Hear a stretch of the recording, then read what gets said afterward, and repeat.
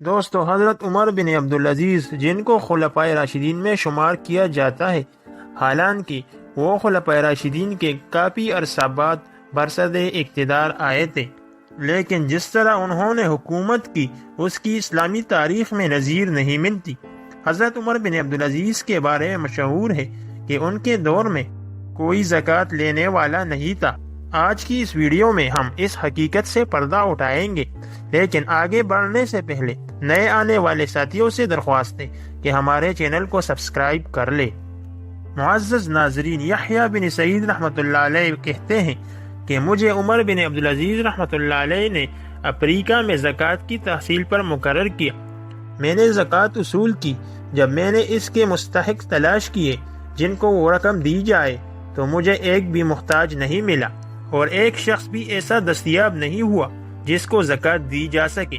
عمر بن عبدالعزیز نے سب کو غنی بنا دیا، بالآخر میں نے کچھ غلام خرید کر آزاد کیے اور ان کے حقوق کا مالک مسلمانوں کو بنا دیا۔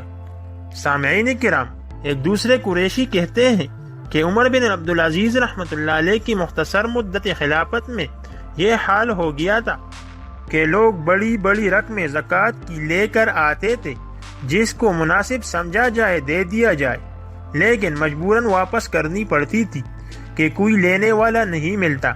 عمر بن عبدالعزیز رحمۃ اللہ علیہ کے زمانے میں سب مسلمان غنی ہو گئے اور زکوٰۃ کا کوئی مستحق نہیں رہا۔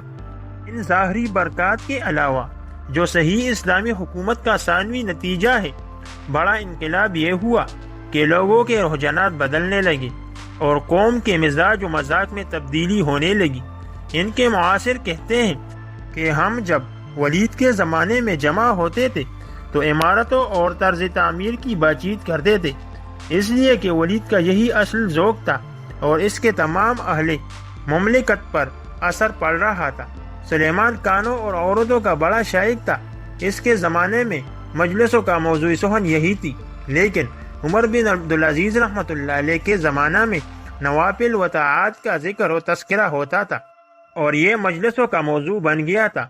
جہاں چار آدمی جمع ہوتے تھے تو ایک دوسرے سے پوچھتے کہ رات کو تمہارا کیا پڑھنے کا معمول ہے، تم نے کتنا قرآن یاد کیا، تم قرآن کب ختم کرو گے اور کب ختم کیا تھا، مہینے میں کتنے روزے رکھتے ہو۔